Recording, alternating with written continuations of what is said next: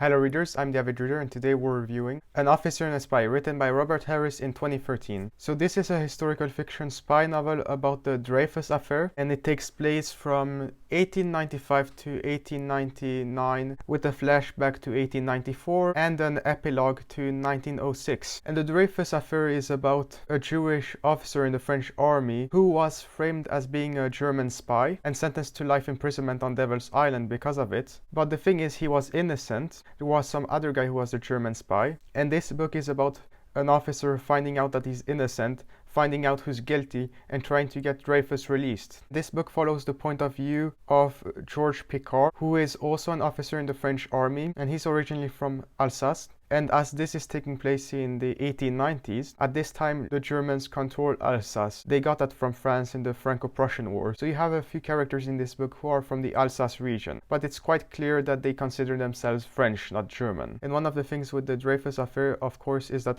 oh, Alfred Dreyfus did this because he's a Jew. So there's also an undercurrent of anti-Semitism among the antagonists in this book. And it's in two parts. So the first part is about Georges Picard finding out that Dreyfus is innocent and who's guilty. The second part is about Picard trying to get Dreyfus for a retrial and trying to get Esterhazy tried. The first scene opens with Picard witnessing the degradation of Alfred Dreyfus, who is humiliated in front of a crowd, and this takes place in January 1895. He was tried in late 1894 and now he's going to be taken off to Devil's Island and he's going to be the only prisoner there. Subsequently, Georges Picard is promoted to colonel and he's made head of the statistical section 6 months later. The statistical section in France is the military intelligence agency there. So he's head of military intelligence basically now. And as head of this department, he gets to read the correspondence of Dreyfus on Devil's Island. And you can see that Dreyfus is suffering there, that they're treating him cruelly, and that his wife misses him a lot. And he also investigates something related to the Dreyfus case. And later he realizes that the handwriting that supposedly shows that Dreyfus is guilty is actually the handwriting of someone else, an officer called Major Esterhazy, and that Esterhazy is the German spy. So Picard sets up an operation to prove that Esterhazy is guilty. So he sets up an operation spying on the German embassy and on the military attaché Schwarzkoppen. They get photographic evidence of Esterhazy entering and leaving the embassy, but the higher up generals tell Picard to stop investigating this. Because they no longer trust him, they send him off to Tunisia and they try to send him on a suicide mission. He refuses. Picard decides, okay, I'm going to go visit Paris,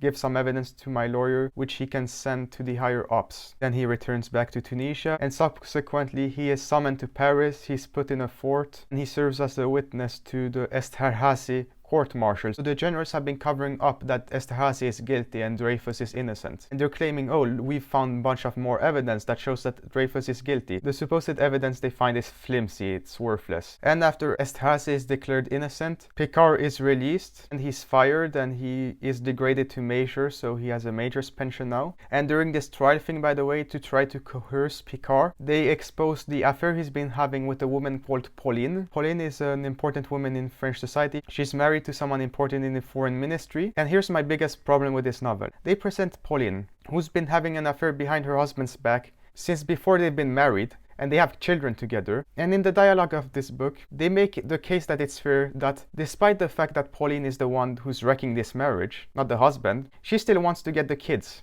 But I digress. And during his testimony, his former deputy, Henry, basically called him a liar, so Picard challenges him to a duel, and Henry reluctantly accepts. They have a duel with swords. Picard wins. Part of the arm of Henry is cut, so he can't use his hand for some small time. And then Picard decides, screw it. I know the military threatened me with prison if I reveal any more secrets. But he sends out a letter to the president laying out the facts. The next day he's arrested. And they decide to have a retrial of Dreyfus. And you have Georges Picard as a witness. And in his book you see the character and historical figure Émile Zola a couple times, who's written an article who accuses the government of lying. So he has to go into exile temporarily into England because he's going to be arrested otherwise and sent to prison for libel. And you also have the appearance in this book of the Clemenceau brothers. And Georges Clemenceau was the future French Prime Minister during World War I. them. During the trial, you have one of the lawyers who is defending Dreyfus, who almost gets assassinated, so he's hurt bad, but he survives and he continues the trial. The trial eventually ends and they vote by a majority that Dreyfus is still guilty. But then later on in the year, and this is 1899, I believe now, there is a decision that Dreyfus is going to be pardoned. Dreyfus accepts this, and then just before the epilogue, the story moves along a lot faster. So in the coming years, you have gestures showing that Picard and Dreyfus have done nothing wrong. And this culminates in the Supreme Court exonerating Dreyfus and Picard, and they are both reinstated into the army. Picard is made a brigadier general, Dreyfus a major. And in September 1906, Picard receives a letter from now PM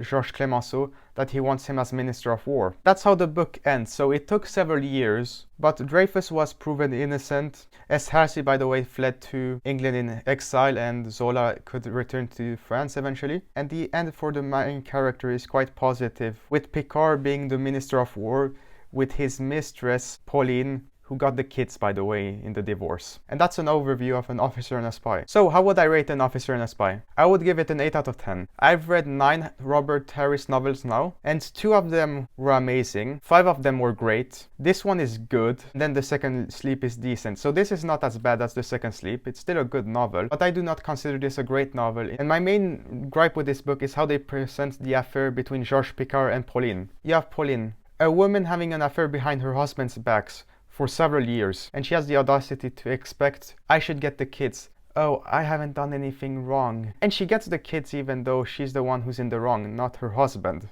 So I felt that this novel gives a sympathetic point of view of how people who are in affairs or who are cheating are, and that they give legitimacy to their feelings.